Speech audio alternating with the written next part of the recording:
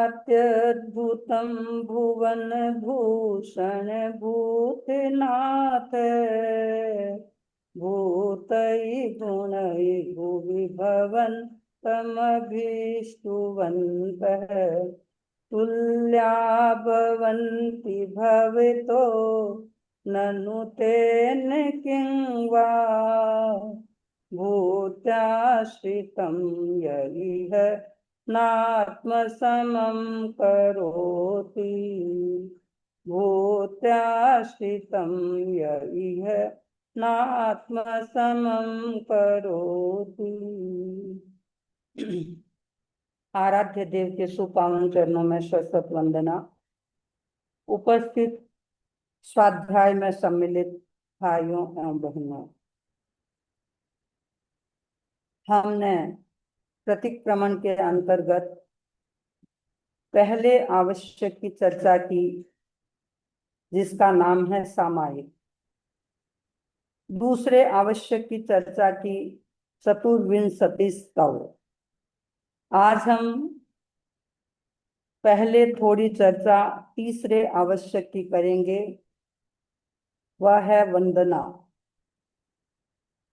यद्यपि मैं पूरी पाठी के अर्थ को आपके सामने एक्सप्लेन नहीं करूंगी क्योंकि काफी समय लगेगा, लेकिन जो हम इच्छामि खमासमनो वंद्युम जावनिज्जाय इस पाठ का उच्चारण करते हैं, तो आखिर इसमें क्या है, हम क्या कर रहे हैं, इसका थोड़ा सा यदि हमें ज्ञान हो तो करते समय मन में उस प्रकार के भाव भी आते हैं।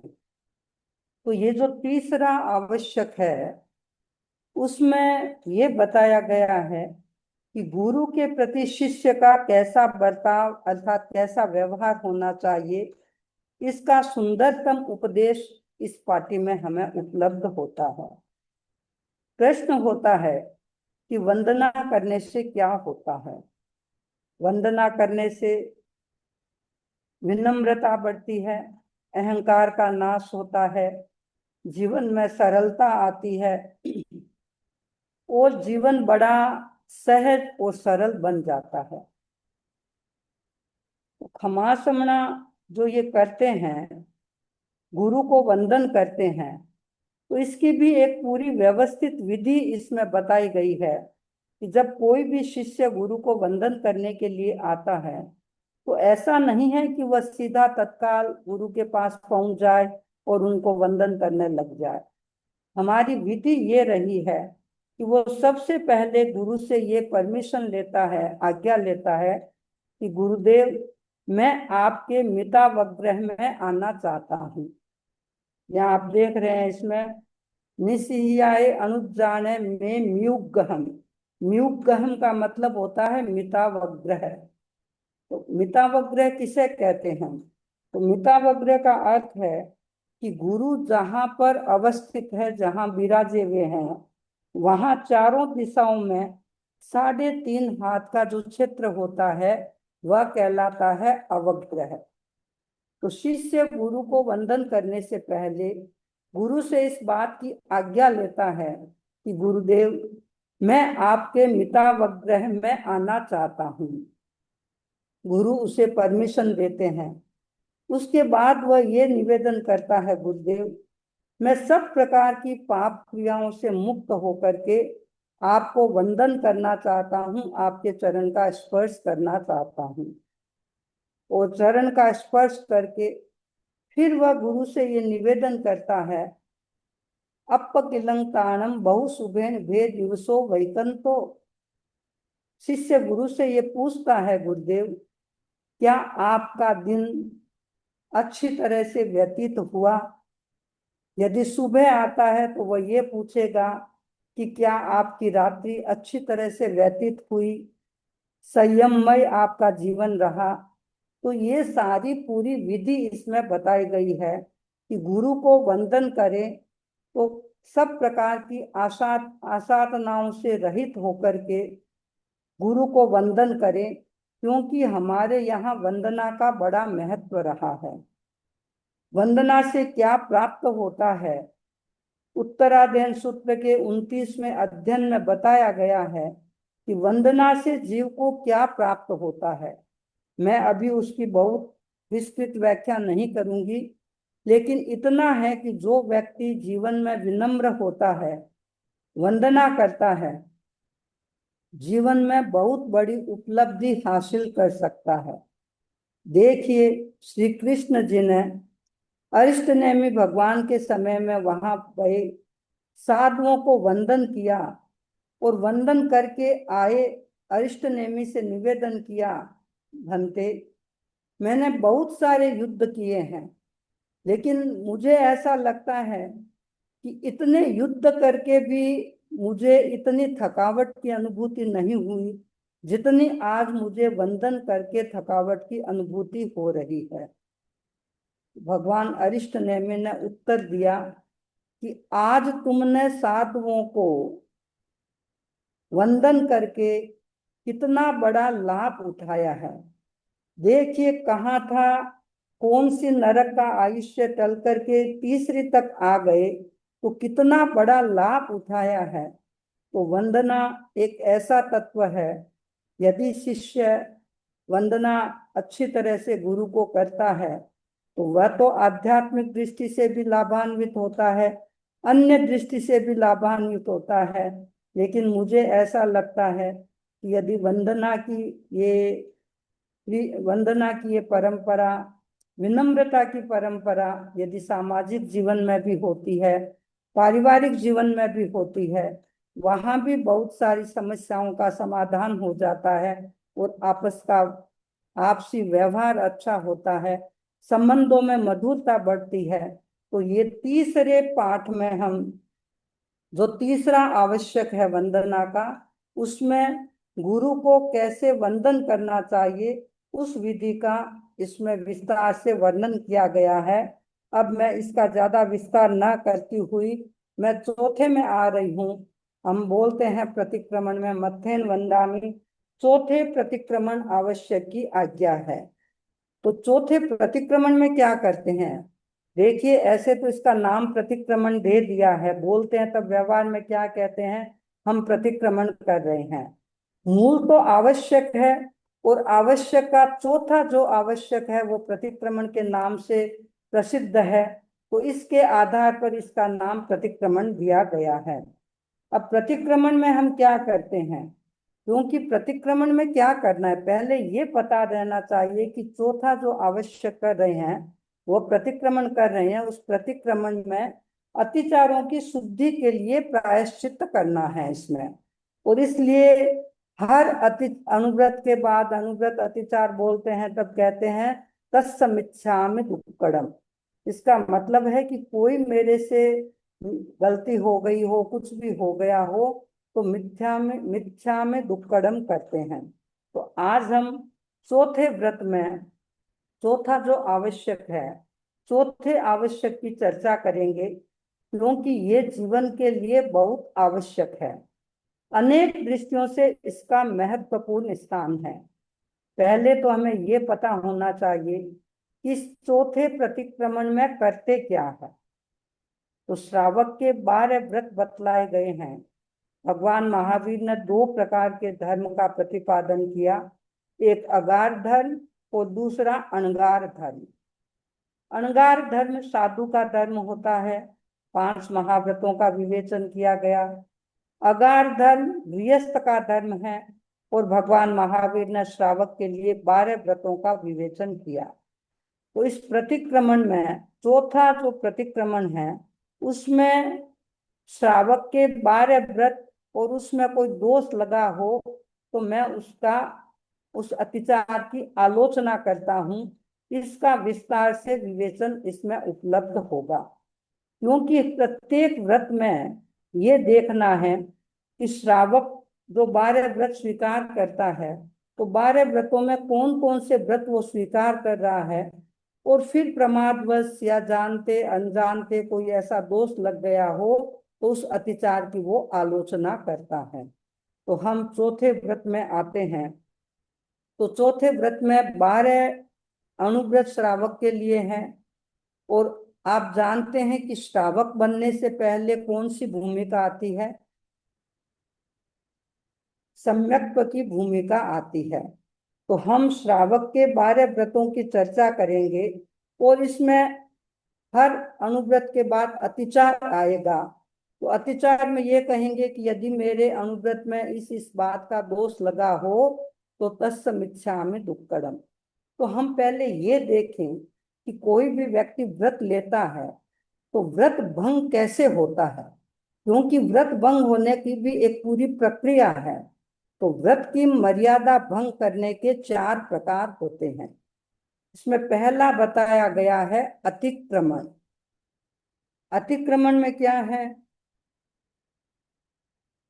क्योंकि त्याग किए हुए कार्य को करने का विचार करना, ये हो गया अतिक्रमण। उदाहरण के लिए देखें, यदि किसी व्यक्ति ने उपवास का त्याग लिया, आज मुझे पूरे दिन कुछ नहीं खाना है, कल सूर्योदय तक मेरे त्याग है, उपवास का त्याग कर लिया। लेकिन मन में आ गया नहीं, मेरे से उपवास नहीं होगा, बहुत काम है, मुझे तो खाना है। मन में ये निश्चय कर लिया कि मुझे तो खाना है, उपवास नहीं करना है। इसका मतलब त्यागे हुए कार्य को करने का विचार कर लिया, क्योंकि त्याग कर दिया था कि मुझे उपवास करना है, मुझे नहीं खाना है, लेकिन मन में ये विचार कर लिया कि मुझे तो खाना है। ये हो गया अतिक्रमण। दूसरा है व्यतिक्रमण। व्यतिक्रम व्यतिक्रम का मतलब है, अतिक्रम में तो क्या हुआ, केवल मन में निश्चय किया, विचार किया कि मुझे खाना है। व्यतिक्रम में व्यक्ति ये करता है कि उस कार्य की पूर्ति के लिए साधन एकत्रित कर लेता है।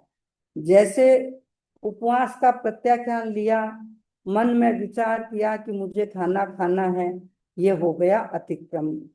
खाना खाना है तो खाने की सामग्री को भी जुटाना पड़ेगा। उसके लिए आपने पूरी खाने की सामग्री जुटा ली, खाना बना लिया, खाना पैक कर लिया, मुझे तो खाना खाना है, क्योंकि उस पूरी सामग्री को आपने एकत्रित कर लिया है, जुटा लिया है, वह हो गया व्यतिक्रम। अभी तक खाया नहीं है। अतिक्रमण में मन में विचार आया था, व्यतिक्रम में उस कार्य की पूर्ति के लिए साधन एकत्रित किए। अतिचार है। अतिचार का मतलब क्या है, व्रत भंग की तैयारी कर रखी है, परंतु जब तक भंग नहीं किया तब तक वो अतिचार कहलाता है। क्योंकि अतिचार दोष लग गया, मन में चिंतन आ गया, उस कार्य की पूर्ति के लिए साधन भी एकत्रित कर लिए, अभी कुछ खाया नहीं है, लेकिन व्रत भंग की तैयारी पूरी कर ली है, क्योंकि साधन पूरे जुटा लिए हैं, खाना पूरा आपने व्यवस्थित तैयार कर लिया है। तो जब तक भंग नहीं किया वह अतिचार कहलाता है। अथवा व्रत की अपेक्षा रखते हुए, मन में तो यह है कि नहीं, व्रत लिया है तो व्रत का पालन तो करना चाहिए, लेकिन मन कमजोर हो गया तो कुछ अंशों में उसको स्वीकार भी कर लिया। मन में तो नहीं है कि मैं व्रत का भंग करूं, मन में तो है कि व्रत किया रहना चाहिए, लेकिन फिर भी कुछ अंश स्वीकार कर लिया, कहीं दोष लग गया, तो वह है अतिचार। तो अतिचार में व्रत का सर्वथा भंग नहीं होता है, पूरा भंग नहीं होता है, देश भंग होता है। देश का मतलब आंशिक भंग होता है, वह हो गया अतिचार। जो संकल्प किया, त्याग किया, उसको करने का मन में विचार आ गया, अतिक्रम, उसके लिए सामग्री जुटा ली, वह व्यतिक्रम है। सामग्री पूरी तैयार है, अभी तक भंग नहीं किया, लेकिन मन पूरा तैयार हो गया है, वह हो गया अतिचार। और चौथा है अनाचार। अनाचार का मतलब कि व्रत की अपेक्षा न रखते हुए संकल्प पूर्वक व्रत भंग करना। मन में ये हो गया, नहीं मुझे तो अब खाना ही है, मन में ऐसा संकल्प हो गया और खा लिया, ये हो गया अनाचार। तो अनाचार का मतलब तो हमने पूरी तरह से व्यक्ति ने व्रत को तोड़ ही दिया है, भंग ही कर दिया है, किसी भी प्रकार का कोई भी त्याग लिया हो वह तो हो जाएगा अनाचार। तो यहाँ पर चौथे व्रत में क्या है, चौथे आवश्यक में यहाँ पे अनाचार नहीं हुआ है। यदि मैंने ये संकल्प लिए हैं और उसमें किसी भी प्रकार का दोष लगा हो, वो अत्याचार भी बताएंगे कि यदि मैंने ऐसा ऐसा कर लिया है और उसमें मेरे को दोष लगा है, कर लिया है मैंने, तो उसके लिए वो मिथ्यामि दुक्कडं बोलता है। तो हम 12 व्रतों की चर्चा करेंगे। उससे पहले हम चर्चा करेंगे सम्यक्त्व की, क्योंकि सम्यक है, सम्यक दर्शन के बिना सम्यक ज्ञान और सम्यक चारित्र्य, इन तीनों का बड़ा महत्व होता है। तो यहाँ पर हम पहले जो प्रतिक्रमण में आप बोलते हैं चौथे व्रत में, उसमें कहते हैं साधना रत्न त्रयी की विनय नत हो मैं करूं, एक लय हो एक रस हो भाव तन्मय तावरूं। ये तो इसकी बताया गया है कि मैं किस भावना के साथ इस रत्नत्रयी, रत्नत्रयी का मतलब सम्यक ज्ञान, सम्यक दर्शन और सम्यक चारित्र, इन ये जो रत्नत्रयी है इसका मैं विनय न तो हो मैं करूं, विनम्रता पूर्वक मैं इसका पालन करूं। कैसे? तन्मयता पूर्वक। तो किस में मुझे स्नान करना है? ज्ञान दर्शन चरण की पावन त्रिवेणी में नहा। किसमें? एक ज्ञान की, एक दर्शन की और चरण का मतलब आचरण की। तो ज्ञान दर्शन चारित्र्य, तो इस त्रिवेणी में मैंने स्नान किया है। देव मैं निर्मल बनूं यह स्वप्न मानस में रहा। हमारा संकल्प क्या हो, व्यक्ति का संकल्प क्या हो कि मेरी निर्मलता बढ़े, प्राप्त सम्यक ज्ञान मुझको और दर्शन भी मिला, आचरण का सुमन सुंदर हृदय वनिका में खिला। 3 हो गए प्राप्त सम्यक ज्ञान, क्योंकि ज्ञान तो बहुत सारा हो सकता है, लेकिन जहाँ हम सम्यक्त्व की चर्चा करते हैं वहाँ सम्यक दर्शन होता है, सम्यक ज्ञान होता है। क्योंकि ज्ञान के आगे आगे सम्यक शब्द जोड़ा गया है, इसका मतलब है कि ज्ञान वह होना चाहिए जो राग और द्वेष से मुक्त होता है, वह ज्ञान सम्यक ज्ञान कहलाता है। जहाँ राग और द्वेष से युक्त होता है उस ज्ञान को हम सम्यक ज्ञान नहीं कह सकते हैं, क्योंकि वह ज्ञान हमारे बंधन मुक्ति का कारण नहीं बल्कि बंधनों का कारण बनता है, और सम्यक ज्ञान होता है वो बंधन मुक्ति का कारण बनता है। तो ये सम्यक ज्ञान, सम्यक दर्शन और सम्यक चारित्र। अब बता रहे हैं पहले ज्ञान क्या है। आग में तिविहे पन्नते, आगमों में 3 प्रकार का कहा गया है, सूत्र आगम, अर्थ आगम और तदुभय आगम। एक सूत्र का को आगम कहा गया, एक अर्थ को कहा गया और एक तदुभय। तदुभय का मतलब उभय, तद उभय, उभय का मतलब दोनों, सूत्र भी है और अर्थ भी है। तो अब हम पहले आ रहे हैं सम्यक ज्ञान में क्या होता है। अरहतों के अनुभवों का आगमों में सार है, वह हमारी साधना का प्राणमय आधार है।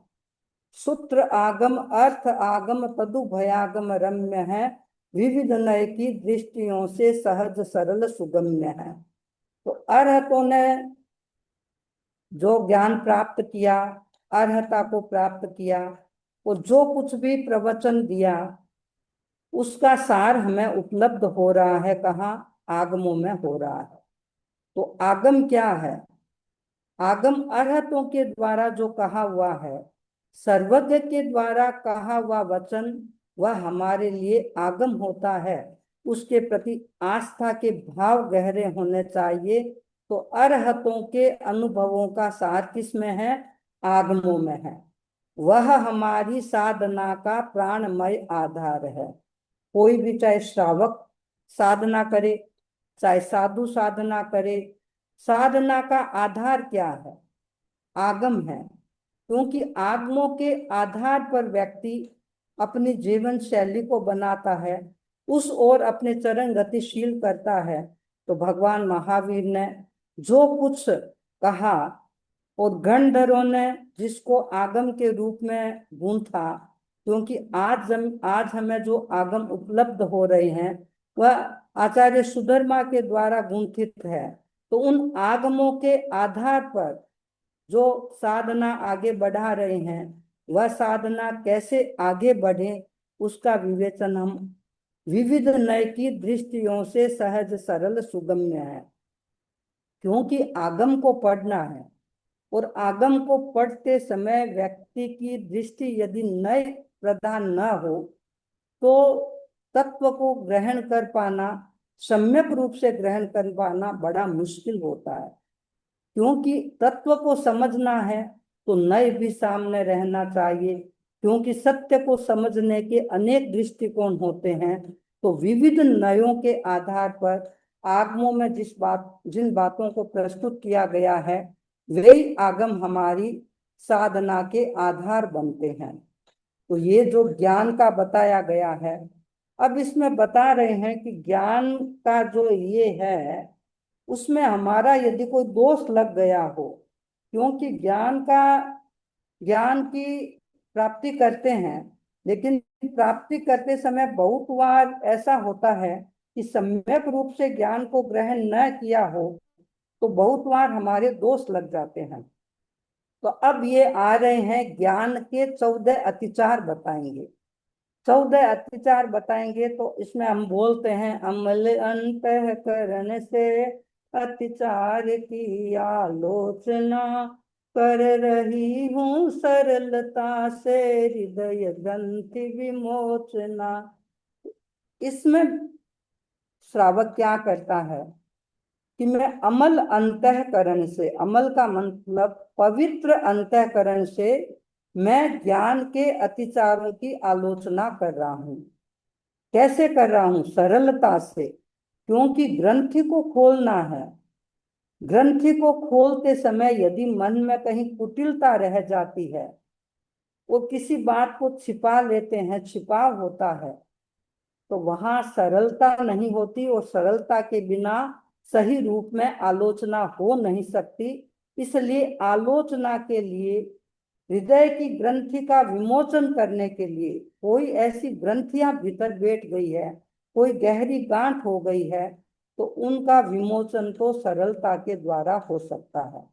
तो देखिए, बहुत सारे लोग आगमों को भी पढ़ते हैं, ज्ञान भी प्राप्त करते हैं। तो ज्ञान प्राप्त करते समय, आगमों को पढ़ते समय ये रहे कि हम कहीं हमारे ज्ञान के ये अतिचार तो नहीं लग रहे हैं।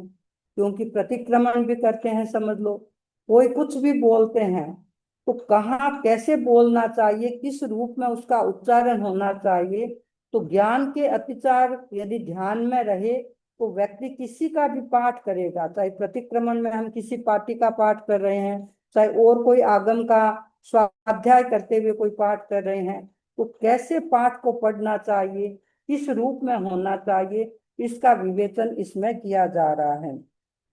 तो पहला है, सूत्र पढ़ते समय आगे और पीछे कर दिया। बोलते हैं ना, सूत्र पढ़ते समय आगे और पीछे कर दिया, अन्य आगम पाठ का उसमें अगर मिश्रण किया, कम अधिक अक्षर कहे पदहीन पाठ पढ़े कहीं, मध्य विराम लिया नहीं अरुगो सभी समुचित नहीं। तो ये पहला बता रहे हैं कि सूत्र पढ़ते समय आगे और पीछे कर दिया। देखिए, यह है कि सूत्र के शब्द और वाक्य जिस प्रकार होते हैं उनको उलट पलट करके पढ़ना, ये पहला ज्ञानातिचार है, जिसे कहते हैं हमारे पार्टी में वाइदम। वाइदम का मतलब है आगम पाठ का विपर्यास करना, विपरीत कर देना। तो इससे पूरा अर्थ समझ में नहीं आता है। अन्य आगम पाठ का उसमें अगर मिश्रण किया, मूल पाठ है उसमें हमने दूसरा पाठ और मिला दिया बोलते समय, जैसे अपनी बुद्धि से बनाए हुए पाठ उसमें जोड़ दिए। अभी बोल रहे हैं लोगस्य उज्जोय करे धम्मति थयरे, अब जिन्हें के आगे और कोई शब्द और जोड़ दिया, कुछ और लगा दिया, तो इसका मतलब, इसका अर्थ अच्छी तरह से नहीं निकल पाएगा। तो दूसरा अतिचार बताया गया, अन्य आगम पाठ का उसमें अगर मिश्रण किया, तो इसको हमारे प्राकृत में प्रतिक्रमण की भाषा में कहते हैं वत्सामेलियम वृत्यामेलितम, अर्थात मूल पाठ में अन्य पाठ का मिश्रण कर दिया हो। कम अधिक अक्षर कहे, अक्षर को या तो ज्यादा कह दिया या कम कह दिया। तो यदि हीन कहा हो, जैसे पूरा पाठ था, उसके कई अक्षर छोड़ दिए बोलते समय, हमने बोला लोगस उज्ज्वल करे दम्मदित थे जिन्हें, अब कोई अक्षर छोड़ दिए, तो ये हो गया हमारा हीनक खरम, कम अधिक, कम अक्षर कहे हैं, ये हो गया हीनक खरम। इसका मतलब है कि अक्षरों की न्यूनता करना, न्यूनता का मतलब हमने कम अक्षर कहे हैं। अब दूसरा है अधिक अक्षर कह दिए हो, वह हो गया अच्छक खरम। अच्छक खरम मतलब अक्षरों को अधिक कर देना, ज्यादा बोल देना और अक्षर जोड़ करके बोल देना। तो कम अधिक अक्षर कहे, चार हो गए। पहला हो गया वाइदम, दूसरा हो गया वच्चामेलियम, तीसरा हो गया हीनकखरम, कम अक्षर कहे हो, चौथा हो गया अधिक अक्षर कहे हो अच्चखरम, पांचवा है पहीनम, पदों की न्यूनता करना, पदहीन पाठ पढ़े कहीं। पदहीन का मतलब जैसे आपने बोला लोगस उज्जोय गरे, लोगस ये पूरा एक पद हो गया, क्योंकि लोक है, लोक के आगे डबल स जुड़ा है, ये षष्ठी विभक्ति हो गई। तो ये पूरा पाठ पद है लोगस उज्जोय गरे। यदि इस पूरे पद को बोलेंगे तब तो अर्थ समझ में आएगा, लोक को उद्योजित करने वाले। यदि उस पद को छोड़ दिया तो उसका पाठ भी नहीं समझ सकेंगे पूरा। तो पदहीन पाठ पढ़े कहीं, ये हो गया पयहीनम, अर्थात पदों की न्यूनता करना। मध्य विराम लिया नहीं, विनयहीनम, विनयहीनम का एक मतलब तो हम करते हैं विनम्रता, वो है, लेकिन यहाँ पे जो विनयहीनम कहा गया, मध्य विराम लिया नहीं, अर्थात विराम रहित पढ़ना। अब कहाँ पे विराम है, हम बोल रहे हैं नमोत्थुनम, अरहंताणम, भगवंताणम, एक एक अक्षर है। अभी बोल दिया नमो, नमोत्थुनम अरहन, अब इसका कोई अर्थ नहीं रहेगा। नमोत्थुनम, फिर विराम लिया, नमोत्थुनम अरहंताणम भगवंताणम, यदि ये बीच में विराम न लिया हो तो ये भी ज्ञान का एक दोष है। बहुत सारे लोगों को मैं जानती हूँ, जब ये लोगस का पाठ करते हैं पता ही नहीं चलता है किधर बोले, लोगस उद्योग दम देते हैं, अरंत कहते हैं, तो सब केवली आधा तो खा जाते हैं, किसी के साथ इधर उधर कर दिया तो वो उसका अर्थ भी नहीं निकल पाता है। पता भी नहीं होगा कि ये सारे करने से हमारे ज्ञान के अतिचार हो रहे हैं। तो ध्यान में रहेगा तो शायद बोलते समय भी सम्यक रूप से बोल पाएंगे। तो मध्य विराम लिया नहीं, जहां रुकना था वहां नहीं रुके हैं। अभी बोलना है धम्मो मंगल मुक्ति ठम, एक पद हो गया, अहिंसा संयमो तवो, धम्मो मंगल मुक्ति ठम, इसके बाद में विराम दे। अब यदि ऐसे बोल दिया धम्मो मंगल मुक्ति ठम अहिंसा, तो इसका मतलब जहां विराम देना था वहां दिया नहीं, तो अर्थ भी सही नहीं निकलेगा। तो ये हो गया विनयहीनम। और घोष भी समुचित नहीं, और घोष का मतलब अब कौन सा जोर से बोलना है, उदात अनुदात हमारे ये पाठ आते हैं, तो कौन सा तो आपको जोर से बोलना है, कौन सा धीरे बोलना है, इस शब्द का भी, इसका भी यदि पता नहीं होता है तो इसे कहते हैं घोषहीनम, घोष रहित पढ़ना। अब मन मन में पढ़ लिया तो क्या होगा, कहीं नींद आ जाएगी, कहीं कुछ होगा, पता भी नहीं चलेगा। तो समुचित उच्चारण के साथ पढ़ना, यदि समुचित उच्चारण नहीं करके पढ़ते हैं तो वो घोषहीन अतिचार हो जाता है। योग विरहित पाठ, ये तो हो गया योग विरहित पाठ में संबंध यदि जोड़ा नहीं, अर्थ समझे बिना ही पद बीच में तोड़ा कहीं, ज्ञान अच्छे ढंग से ना कभी ग्राहक को दिया, संग्रहण संबोध का विपरीत मति से जो किया। अब है जोगहीनम, जोगहीनम का मतलब है योग रहित पाठ पढ़ना। किसका संबंध किसके साथ है, क्योंकि यदि हम ऐसा नहीं पढ़ेंगे, जैसे पढ़ दिया लोगस उज्जो अगरे धम्म, अब संबंध तो किसके साथ है, लोगस उज्जो अगरे एक संबंध हो गया, धम्म तिथयरे, धर्म तीर्थ का मतलब धर्म तीर्थ की स्थापना करने वाले, धर्म तीर्थ को चलाने वाले। और पढ़ दिया लोगस उज्जोय गरे धम्म, तीर्थयरे अलग बोल दिया, तो इसका मतलब योग विरहित पाठ को पढ़ा है वह अतिचार हो गया जोगहीनम। जोगहीन अतिचार कहलाता है। आगे अर्थ समझे बिना ही पद बिच में तोड़ा नहीं, हो गया। अब है ज्ञान अच्छे ढंग से ना कभी ग्राहक को दिया, इसे हम कहते हैं सुट्ठु दिन्नंग दुट्ठु परिच्यम। आप पार्टी में बोलते होंगे, जब एक पार्टी आती है इसमें आग में तिविये पन्नते, इसमें सारा आता है। आग में तिविये पन्नते तंजहा सुत्तागमे अत्थागमे तदुभयागमे ए अस शीर्णानस जो में देवस्यो, इसमें पूरे ये आते हैं। तो सुट्ठु दिनंग, ज्ञान अच्छे ढंग से ना कभी ग्राहक को दिया। अच्छी तरह से ज्ञान यदि किसी को ना दिया है, समझ लीजिए किसी को कुछ पढ़ा रहे हैं और पढ़ाते समय एक तो हो गया कि उसको ज्ञान अच्छी तरह से दिया नहीं, सम्यक रूप से ज्ञान नहीं दिया। दूसरा इसका अर्थ एक यह भी है कि सामने वाला व्यक्ति कितना योग्य है ये देखें। एक व्यक्ति उसके योग्य ही नहीं है उस ज्ञान को प्राप्त करने के, और यदि कोई व्यक्ति उसको ऐसा ज्ञान दे देता है तो वो व्यक्ति ज्ञान का दुरुपयोग भी कर सकता है। इसलिए जिसको ज्ञान दिया जा रहा है उसमें ये देखें कि कहीं मैं अयोग्य व्यक्ति को तो ज्ञान नहीं दे रहा हूं, तो वो भी एक अतिचार हो जाता है, जिसे कहते हैं सुट्ठु दिनम। दूसरा है संग्रहण संबोध का विपरीत मति से जो किया, ये इसे कहते हैं दुट्ठु परिच्छन।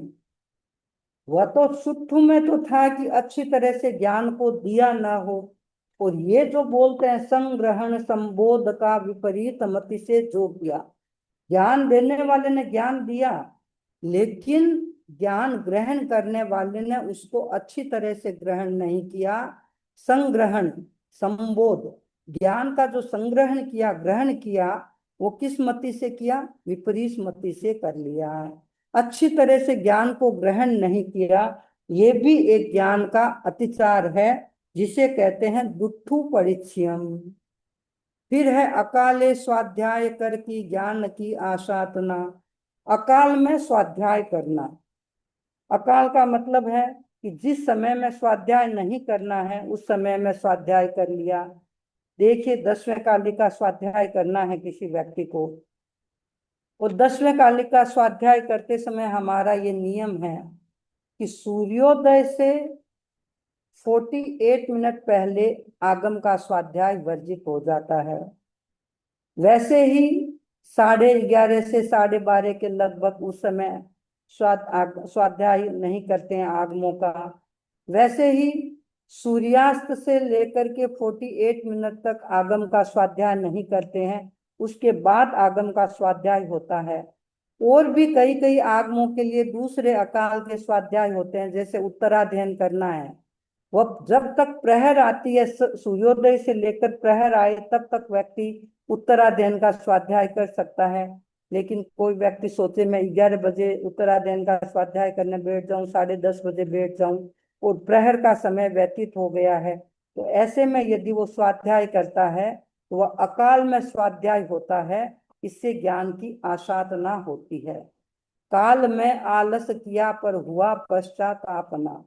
दूसरा है काले न कहो सज्जाओ, काल में स्वाध्याय नहीं किया, जो स्वाध्याय का समय था उस समय में स्वाध्याय किया नहीं प्रमाद के कारण या किसी से, तो ना उसमें पश्चाताप हुआ कि देखो मैंने स्वाध्याय नहीं किया, अभी स्वाध्याय का समय था, तो इसे कहते हैं काल में स्वाध्याय नहीं किया।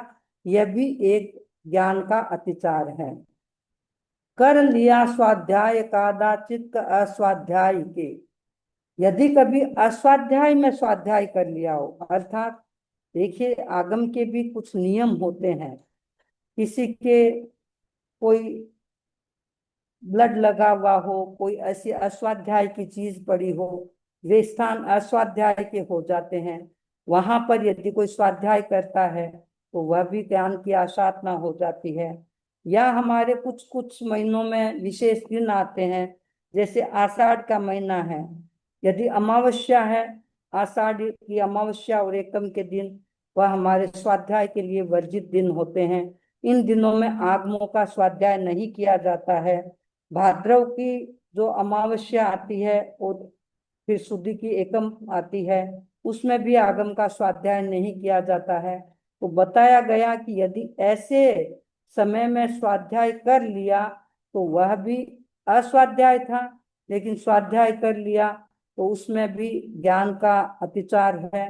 अरु कभी स्वाध्याय कर पाया नहीं स्वाध्याय के, और स्वाध्याय का समय था, उस समय में स्वाध्याय किया नहीं, तो ये भी एक ज्ञान का अतिचार है। तो इसलिए जैसे पहले हमने बोला कि ये जो ज्ञान आगम है वो हमारे ज्ञान का आधार है, तो सूत्र आगम सूत्रों को पढ़ें, उसके अर्थ का चिंतन करें, दोनों करें। तो उसमें यदि मैंने सूत्र को अच्छी तरह से ना पढ़ा हो, इतनी इतनी बातों की यदि कहीं मेरी स्खलना हो गई हो, तो हम बोलते हैं जो में देवस्यो अय्यारो कहो तत्समिच्छामि दुक्कड़म। ये मेरे इसमें कोई दिवस संबंधी अतिचार हुआ हो तो मैं मिच्छामि दुक्कड़म करता हूँ। अब देखिए, ये जो देवस्यो शब्द लगा है, इसमें रात्रि को यदि ये सूर्यास्त के बाद जो प्रतिक्रमण करते हैं उसमें हम देवस्यो लगाते हैं, तो इसका अर्थ हो गया कि पूरे दिन में यदि मेरा कोई ऐसा दोष लगा हो तो मिच्छामि दुक्कड़म है। कोई व्यक्ति सुबह प्रतिक्रमण कर रहा है, सनराइज से पहले 48 मिनट पहले करते हैं, क्योंकि मैंने पहले दिन बताया था कि हमारे आगमों में किसी भी कार्य के लिए यदि टाइम का नहीं बताया हुआ है तो उसके लिए हम अंतर्मुहूर्त का समय मानते हैं, और 48 मिनट का समय होता है। तो मूल प्रतिक्रमण हमारा 48 मिनट में पूरा होना चाहिए। फिर हम जो पक्षी के अतिरिक्त ध्यान करते हैं, चौमासी पक्षी के अतिरिक्त ध्यान करते हैं, संवत्सरी का 40 लोगस का ध्यान करते हैं, उनको अलग से किया जा सकता है, क्योंकि उनको अलग से करें तो फिर उसमें दोष नहीं लगता है। तो यहाँ बताया गया जो में देवस्यो, जो सायंकालीन आप प्रतिक्रमण करते हैं उसमें बोलते हैं दिवस संबंधी कोई अतिचार लगा हो तो मिच्छामि दुक्कड़म है। अब कोई सूर्योदय से पहले जो प्रतिक्रमण करता है वो बोलेगा उसकी जगह राई हो, तो रात्रि में मेरा कोई दोष लगा हो तो मिच्छामि दुक्कड़म है। अब इसके जगह यदि हम पक्षी का प्रतिक्रमण करते हैं तो यहाँ बोलेंगे जो में देवस्यो पक्षियो, पाक्षिक प्रतिक्रमण में कोई दोष लगा हो तो मिच्छामि दुक्कड़म। वैसे ही चौमासी पक्षी का करते हैं तो चौमासी पक्षियों लगा देते हैं, और संवत्सरी का करते हैं तो इसके स्थान पर संवत्सरियों लगा देते हैं कि पूरे साल भर का कोई अति दोष लगा हो तो मिच्छामि दुक्कड़म करता हूँ। तो पाठ तो वही बोला जाता है, उतना ही बोला जाता है, लेकिन देवस्यों के स्थान पर शब्दों को बदल देते हैं। देवस्यों, राइयो, पक्षियों, चौमासी पक्षियों, संवत्सरियों, ऐसे शब्दों का प्रयोग हो जाता है। तो हमने सम्यक दर्शन, सम्यक ज्ञान, सम्यक चारित्र में सबसे पहले सम्यक ज्ञान क्या है उसको बोला, फिर उसके क्या अतिचार है उसका विवेचन किया। अब उसके बाद आता है हमारा सम्यक दर्शन। तो सम्यक दर्शन में हम बोलते हैं, सम्यक दर्शन है तो सम्यक दर्शन में सम्यक दर्शन में हम क्या बोलते हैं। हम्म सम्यक दर्शन का जो पाठ है हमारा, उसमें बोलते हैं अरहंतो महदेवो जावत जीवम सुसाहुनो गुरुनो जिन पन्नतं तत्तं ये सम्मतम मये गय्यम। इसका अर्थ नीचे दिया हुआ है, अरहंतो महादेव। देखिए सम्यक दर्शन क्या है, इसको अच्छी तरह से समझे। महादेवो, मेरे देव कौन है? अरियंत भगवान है। हमारा सिर कहाँ झुकता है? अरहतों के सामने है। अरहत कौन होते हैं? जो वीतराग हो गए हैं, सब प्रकार के चारों कर्मों से मुक्त हो गए हैं, सर्वज्ञता को प्राप्त हो गए हैं। तो हमारा सिर कहाँ झुकता है? अरहतों के सामने। आचार्य हेमचंद्र, जिनको राजा कुमारपाल बड़ा महत्व देते थे, एक बार किसी ने राजा कुमारपाल से कहा कि आप तो जैनाचार्य आचार्य हेमचंद्र को इतना महत्व देते हैं, लेकिन आपको पता है क्या हेमचंद्राचार्य आपके साथ तो तीर्थ यात्रा कर सकते हैं? क्योंकि वह तो महादेव को मानने वाले थे, राजा कुमारपाल। तो उन्होंने आकर के आचार्य हेमचंद्र से निवेदन किया कि मैं तीर्थ यात्रा पर जा रहा हूँ, क्या आप मेरे साथ चलेंगे? आचार्य हेमचंद्र ने कहा मुझे तो कोई आपत्ति नहीं। गए। जब वहां मंदिर में पहुंचे तो राजा कुमारपाल ने आचार्य हेमचंद्र से कहा, क्या आप महादेव की स्तुति करेंगे? तो उन्होंने देखिए पूरा एक स्तुति का पूरा रचना कर दी। उन्होंने कहा, भव बीजांकुर जनना रागाद्याक्षय मुपागता यस्य ब्रह्मा वा विष्णुर्वा हरो जिनो वा नमस्तस्मै। आचार्य हेमचंद्र ने स्तुति करते हुए क्या लिखा? भव बीजांकुर जनना। भव का मतलब संसार, और संसार के बीज क्या है? भव बीजांकुर जनना। संसार में बार बार आने के, जन्म और मरण के बीज कौन है? राग और द्वेष। तो उन्होंने कहा, भव बीजांकुर जनना रागाद्याक्षय मुपागता यस्य। यस्य मतलब जिस जिस व्यक्ति के राग और द्वेष क्षय हो गए हैं। भव बीजांकुर जनना रागाद्याक्षय मुपागता यस्य ब्रह्मा वा विष्णुर्वा हरो जिनो वा नमस्तस्मै। आचार्य हेमचंद्र ने लिखा, नमस्तस्मै, मेरा उनको नमस्कार है। मेरी एक शर्त है कि मैं नमस्कार उनको करता हूं जिन्होंने राग और द्वेष को जीत लिया है, जिन्होंने राग और द्वेष को क्षय कर दिया। मेरा प्रणाम उसको है।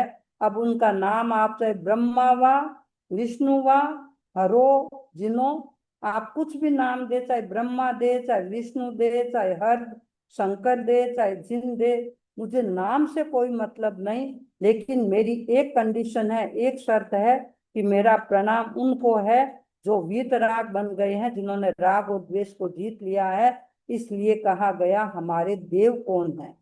अरिहंत भगवान। धार्मिक दृष्टि से देव है हमारे अरिहंत भगवान। जावत जीवम सुसामनो गुरुनो। गुरु कौन है? जावत जीवम, जिन्होंने यावत जीवन के लिए साधु व्रत स्वीकार कर लिया है, वह मेरे गुरु है। जो सब प्रकार के कंचन कामिनी से रहित है। देखिए, कोई ज्ञानी पंडित होने से गुरु नहीं हो सकता है। पंडित तो बहुत हो सकते हैं, ज्ञानी बहुत हो सकते हैं, लेकिन जिन्होंने 5 महाव्रतों को स्वीकार किया है, जिन्होंने सब प्रकार के सावध्य योग का त्याग किया है, गुरु तो वही होते हैं। ज्ञान तो कोई भी दे सकता है, एक यूनिवर्सिटी का प्रोफेसर भी दे सकता है, कोई भी दे सकता है। लेकिन जहां सम्यक्त्व की चर्चा है, गहराई से समझने की ये बात है कि जावत जीवम सुसाउनो गुरुनो। गुरु कौन होता है? जिन्होंने यावत जीवन के लिए सब प्रकार के सावध्य योगों का त्याग कर दिया है, साधु बन गए हैं, वह गुरु है। जिन पन्नतंग तत्तंग, तत्तंग का मतलब है तत्व। कौन सा तत्व? जिन पन्नतम। जिनेश्वर भगवान ने पन्नतम का मतलब कहा है। जिनेश्वर भगवान ने जिस तत्व को कहा है, क्योंकि हम तत्व तो उसी को मानते हैं जिन्होंने सर्वज्ञता को प्राप्त करके जो कुछ कहा है, वह हमारे लिए आगम बनता है, वह हमारे लिए आधार बनता है। तो जिनेश्वर भगवान के द्वारा कहे गए तत्व को, ये सम्मतम मये गह्यम, ये सम्यक्त्व मेरे द्वारा ग्रहित है। तो सम्यक्त्व क्या है? देव मेरे दिव्य अरहन। मेरे दिव्य अरहत कौन है? अरहत है, वो मेरे देव हैं। श्रेष्ठ सारे लोक में, वो सारे लोक में श्रेष्ठ है। साधनादन साधु अंतर सुगुरुपथ आलोक में। जो मेरी साधना के आधार कौन है? क्योंकि देखिए, जब तीर्थंकर नहीं होते हैं तो गुरु ही हमारे लिए तीर्थंकर के प्रतिनिधि होते हैं। तो साधनादन साधु मेरे सुगुरुपथ आलोक में। धर्म वह जो साधना पथ केवली उपदिष्ट है। धर्म वह जिस धर्म की साधना करता है, श्रावक व्यक्ति साधना करता है। लेकिन कौन सा धर्म? केवली के द्वारा कहा गया है। हर किसी के द्वारा कहे हुए को हम नहीं मानते हैं। जो केवली ने कहा है, केवली का मतलब केवल ज्ञान को प्राप्त कर लिया है, सर्वज्ञता को प्राप्त कर लिया है। तो जिन्होंने केवल ज्ञान को प्राप्त किया है, सर्वज्ञता को प्राप्त किया है, ऐसा धर्म, उस धर्म की साधना आराधना करना, आत्मनिष्ठा मय अमल सम्यक्त्व मुझको इष्ट है। ऐसा अमल, अमल मतलब ऐसा पवित्र सम्यक्त्व मुझे इष्ट है। तो सम्यक्त्व का मतलब क्या है? देव, गुरु और धर्म के प्रति सही आस्था के भाव होना। और देव कौन है? जो अर्हत है, अनंत ज्ञान से संपन्न है, अनंत दर्शन से संपन्न है, अनंत आनंद से संपन्न है और अनंत चारित्र से संपन्न है, जिन्होंने वीतरागता को प्राप्त कर लिया है, सर्वज्ञता को प्राप्त कर लिया है, वो देव है। जिन्होंने सब प्रकार के कंचन, कामिनी, सावध्य योगों का त्याग कर दिया है, जिनको संसार के इनसे न, जिनके पास में कोई जगह है, न जमीन है, न पत्नी है, न कुछ भी है, वह साधु और केवली के द्वारा कहा गया तत्व, वह तत्व मेरे जीवन का आधार है। तो ऐसे सम्यक्त्व को मैं स्वीकार करता हूँ। लेकिन हमें क्या पता चले कि सम्यक्त्व आया या नहीं आया? क्योंकि ये भी बड़ी बात है। बहुत बार होता है लोगों के मन में ये जिज्ञासा हो जाती है कि सम्यक्त्व है या नहीं। कौन से ऐसे तत्व है जिनसे पहचान करके व्यक्ति ये बता सके कि मेरे में सम्यक्त्व है? तो ये 5 लक्षण बताए गए हैं। शांत है आवेग सारे, शांति मन में व्याप्त है, मुक्त होने की हृदय में प्रेरणा पर्याप्त है, वृत्ति में वैराग्य, अंतर्भाव में करुणा विमल, अटल आस्था, ये सभी सम्यक्त्व के लक्षण सबल। ये शक्तिशाली लक्षण है। 5 लक्षण बताए गए हैं। इन 5 लक्षणों के द्वारा व्यक्ति अपना जज कर सकता है कि मेरे में सम्यक्त्व है या नहीं है। और सबसे पहले आवश्यक है, क्योंकि सम्यक्त्व नहीं है, यदि कितनी भी क्रिया करें, वे क्रियाएं बहुत ज्यादा लाभदायक नहीं होगी, फल देने वाली नहीं होगी, क्योंकि फाउंडेशन ही नहीं बनाई है। फाउंडेशन ही नहीं है तो मकान कहाँ खड़ा करेंगे आप? बड़ी इमारत कहाँ खड़ी कर पाएंगे? इमारत को उठाने के लिए पहले फाउंडेशन की आवश्यकता होती है। वैसे ही आगे की साधना के लिए सबसे पहले सम्यक दर्शन, सम्यक्त्व का पुष्ट होना जरूरी है। और इन 5 तत्वों के आधार पर हम सम्यक्त्व की पहचान कर सकते हैं। पहला है शांत है आवेग सारे। देखिए, ये सम्यक्त्व ऐसा है, कितनी समस्याओं का समाधान है। आज सारे रिलेशन किस कारण खराब हो रहे हैं? क्योंकि आवेगों पर, इमोशन पर कंट्रोल नहीं है। क्रोध इतना तीव्र, किसी के साथ कुछ बात हो गई, भूलने का प्रयत्न नहीं करते हैं। कितने लड़ाई झगड़े, कितने स्ट्रेस चलते हैं। तो पहला कहा गया शांत है आवेग सारे, शांति मन में व्याप्त है। तो इसका मतलब हो गया, इसे हमारी भाषा में कहा गया सम। सम का मतलब हो गया, सम का मतलब सम, सम का मतलब एकदम शांत। तो ऐसा नहीं है कि गुस्सा आएगा ही नहीं। इसका मतलब है कि ऐसा गुस्सा नहीं होना चाहिए जो अनंतानुबंधी हो। ऐसे तो देखिए, मैं इनकी एक एक की व्याख्या करूं तो एक, ये शांत है आवेग सारे, शांति मन में व्याप्त है, इस एक पंक्ति की व्याख्या भी 1 घंटे कर सकते हैं, तभी हम उसको विस्तार से समझ सकते हैं। लेकिन इतना लंबा यदि विश्लेषण करेंगे, व्याख्या करेंगे, तो फिर तो वर्षों का समय चाहिए, तो इतना समय तो है नहीं। तो कम से कम अनंतानुबंधी क्रोध, मान, माया, लोभ ये नहीं होने चाहिए। कि जो ऐसा क्रोध, ऐसा अहंकार, ऐसी माया, ऐसा लोभ जो अनंत का अनुबंध कराने वाले हैं, यदि ऐसा मन में किसी के होता है, कभी किसी के प्रति आ गया, लेकिन गांठ इतनी गहरी कर ली कि मुझे इससे तो क्षमा याचना, क्षमत कामना करना ही नहीं है, तो इसका मतलब सम्यक्त्व के आगे एक प्रश्न चिन्ह लग जाता है। और कम से कम 1 साल के बाद भी नहीं होता है, तो उसके लिए तो सोचने की बात होती है। तो शांत है आवेग सारे, शांति मन में व्याप्त है। मन में शांति रहे। बहुत ज्यादा गुस्सा, बहुत ज्यादा अहंकार, माया, लोभ ये सारे होते हैं तो बहुत सारी समस्याएं भी होती है और जीवन में बहुत सारी उलझने भी आती रहती है। इसे कहते हैं सम। दूसरा है मुक्त होने की हृदय में प्रेरणा पर्याप्त है। मैं कब इन सांसारिक बंधनों से मुक्त बनूं। इसे कहते हैं संवेग। संवेग का मतलब क्या है कि ऐसी भावना, ऐसी प्रेरणा भीतर में जागे कि आज तो मैं इन सारे गृहस्थ के बंधनों से बंधा हुआ हूं, लेकिन एक दिन ऐसा आए कि मैं इन सब प्रकार के बंधनों से मुक्त बनूं। तो मुक्त होने की हृदय में प्रेरणा पर्याप्त है। इसे कहते हैं, पहला हो गया सम, दूसरा हो गया संवेद, तीसरा है वृत्ति में वैराग्य। वैराग्य रहे, वृत्ति मतलब हमारे आचरण में, व्यवहार में वैराग्य हो। वैराग्य का मतलब क्या है? यदि संसार की वस्तुओं के प्रति ज्यादा अटैचमेंट है, इसका मतलब आत्मा के प्रति डिटेचमेंट हो जाएगा। और यदि आत्मा के प्रति थोड़ा लगाव है, अध्यात्म के प्रति लगाव है, तो संसार की बातों से डिटेस्ट हो जाएंगे। तो वैराग्य बढ़ता रहे। वैराग्य कितना है? इसे कहते हैं निर्वेद। तो मुक्त होने की मन में आकांक्षा रहे, उसके लिए वैराग्य जरूरी है। तो पहला हो गया सम, दूसरा हो गया संवेद, तीसरा है वृत्ति में वैराग्य, निर्वेद वैराग्य हो।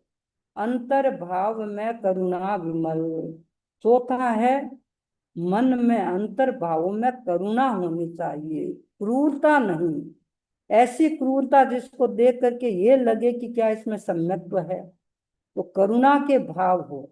यहाँ करुणा का मतलब मैं ये नहीं कह रही हूँ कि वो संसारिक करुणाएं करते रहे। दो तरह की है, एक अनुकंपा, सांसारिक अनुकंपा भी है, और एक मोहानुकंप, एक आध्यात्मिक अनुकंपा भी है, लौकिक लोकोत्तर अनुकंपा जिसे हम कहते हैं। तो अनुकंपा के भाव, करुणा के भाव हो, किसी के साथ इतनी क्रूअल्टी, क्रूरतापूर्ण व्यवहार ना हो। अटल आस्था, और आस्था अटल होनी चाहिए, जिसे कहते हैं आस्तिक्य।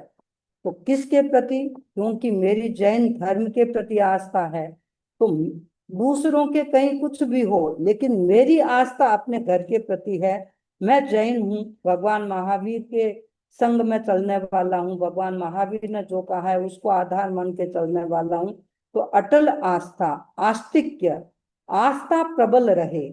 यदि ये पांच बातें जीवन में होती है, तो व्यक्ति अपना जज कर सकता है कि मेरा सम्यक्त्व पुष्ट है, मेरा सम्यक्त्व, मेरे में सम्यक्त्व है।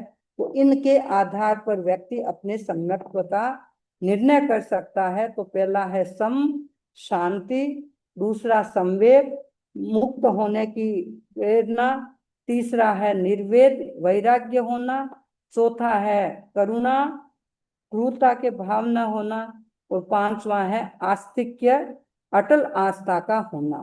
तो जिनेश्वर भगवान ने जो कुछ कहा है उसके प्रति मेरी आस्था अटूट है। ये पांच बातें यदि व्यक्ति के जीवन में होती है, तो इसका मतलब सम्यक्त्व उसके जीवन में आ गया है। आप कहेंगे सम्यक्त्व तो आ गया, लेकिन सम्यक्त्व को हम और ज्यादा कैसे तेजस्वी बनाएं? जैसे एक व्यक्ति होता है, शरीर में कपड़े पहने हुए हैं शरीर पर, लेकिन अपने आप को सुंदर दिखाने के लिए वो आभूषण भी पहनता है, ज्वेलरी भी पहनता है। क्यों पहनता है? कि इससे सुंदरता बढ़े, ये भूषण हो जाते हैं, आभूषण है। वैसे ही सम्यक्त्व को, हमारे सम्यक्त्व में निखार लाने के लिए, सम्यक्त्व तेजस्वी बने, इसके लिए कौन से ऐसे हैं, उसके भी पांच भूषण बताए गए हैं। पहला है लक्ष्य में स्थिरता, निरंतर भक्ति भावित भावना। पहला है लक्ष्य में स्थिरता, स्थैर्य होना चाहिए। जो जीवन में लक्ष्य बनाया है, उस लक्ष्य के प्रति बिल्कुल गहरे भाव होने चाहिए। स्थिरता होती है तो वह सम्यक्त्व को पुष्ट करता है। भक्ति भावित भावना, भक्ति होनी चाहिए, भक्ति के भाव होने चाहिए। यहाँ भक्ति का मतलब ये नहीं केवल हमने जोर से गीत गा लिए हैं, भक्ति होनी चाहिए। भक्ति किसके प्रति हो? तीर्थंकरों के प्रति भक्ति हो, संघ के प्रति भक्ति हो, जैन शासन के प्रति भक्ति हो। तो भक्ति के भी कई प्रकार है हमारे। तो भक्ति की भावना हमेशा बढ़ती रहे, भक्ति से अपना चित्त भावित रहे। धर्म शासन की करूं निस्वार्थ सतत प्रभावना, प्रभाव ना करें। कैसे करें? अपने कार्यों से जैन शासन की प्रभावना करते रहे।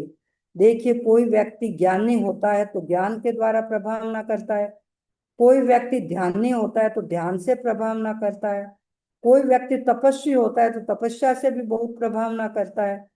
कितनी कितनी तपस्या करके जैन शासन की प्रभावना करते हैं। अभी देखिए, हमारे एक मुनि है, मुनि श्री पारस कुमार जी, पारस मुनि। अभी 3 दिन पहले, 4 दिन पहले उन्होंने 55 डेज 55 की तपस्या का पारना किया है। आचार्यवर लाडनु पधारे। इन 5-6 महीनों के दौरान कुछ महीने, 2 महीने पहले उन्होंने 53 डेज की तपस्या की, उसका पारना किया। और अभी 5 दिन पहले उन्होंने 55 डेज की तपस्या का पारना किया। देखिए, ऐसे तपस्वी संत होते हैं तो संघ की नींव को भी गहरा करते हैं और संघ की प्रभावना बढ़ाते हैं। ऐसे कितने साधु साधियों की अभी जैन विश्व भारती में तपस्या चल रही है। किसी ने 46 डेज की तपस्या की है, किसी ने 45 डेज की तपस्या की है। एक ही हमारे संत है नमी मुनि, जिन्होंने अभी कुछ दिन पहले 45 डेज की तपस्या का पारना किया और अभी उन्होंने 46 डेज की तपस्या का पारना किया। ऐसा लगता है वो एक चौमासे में 3 मास कमन से ज्यादा तपस्या कर लेते हैं। तो ऐसे तपस्वी भी धर्म शासन की प्रभावना बढ़ाते हैं। तो वह प्रभावना हो गया। जैन तत्व ज्ञान में हो सहज जिज्ञासा प्रबल। और क्या हो, जैन तत्व का ज्ञान मैं कैसे करूं, कैसे मेरा ज्ञान पवित्र बने, कैसे मेरा ज्ञान और विकसित होता रहे, तो ये जिज्ञासा भी प्रबल रहनी चाहिए। क्योंकि इससे कौशल बढ़ता है और व्यक्ति दूसरों को भी समझा सकता है और अपने चित्त को भी भावित कर सकता है। संग सेवा ये सभी सम्यक्त्व के भूषण अमर। और 5वां है संघ की सेवा करना, तीर्थ संघ की सेवा करना। तो ये 5 है जिनके द्वारा सम्यक्त्व को और ज्यादा पुष्ट किया जा सकता है, सम्यक्त्व को तेजस्वी बनाया जा सकता है। तो पहला है स्थैर्य, स्थिर रहना। दूसरा है भक्ति। तीसरा है प्रभावना, कैसे जैन शासन की प्रभावना करें। चौथा है कौशल और 5वां है तीर्थ की सेवा करना। तो ये 5 सम्यक्त्व के भूषण हैं। पहले हमने सम्यक्त्व की चर्चा की कि सम्यक्त्व क्या है, फिर सम्यक्त्व क्या हम जीवन में आया है, कैसे पहचाने सम्यक्त्व आया, तो उसके 5 लक्षण बताए गए। यदि सम्यक्त्व है तो सम्यक्त्व को और ज्यादा पुष्ट कैसे कर सकते हैं, उसके 5 भूषण बता दिए गए हैं। तो आज समय संपन्न हो रहा है। आज मैं यहीं पर इस बात को संपन्न कर रही हूँ। आगे की चर्चा हम आगे के स्वाध्याय में, आगामी स्वाध्याय में करेंगे। लेकिन इनको अच्छी तरह से यदि हृदयंगम करते हैं, जानते हैं, तो फिर बोलते समय हमें ये पता रहे कि क्या मैंने स्वीकार किया और उसमें कोई दोष लगा हो, मेरा अतिचार लगा हो, अतिचार का मतलब दोष लग गया हो, तब कहे मिच्छामि दुक्कडम, मैं उसके प्रति मिच्छामि दुक्कडम करता हूँ।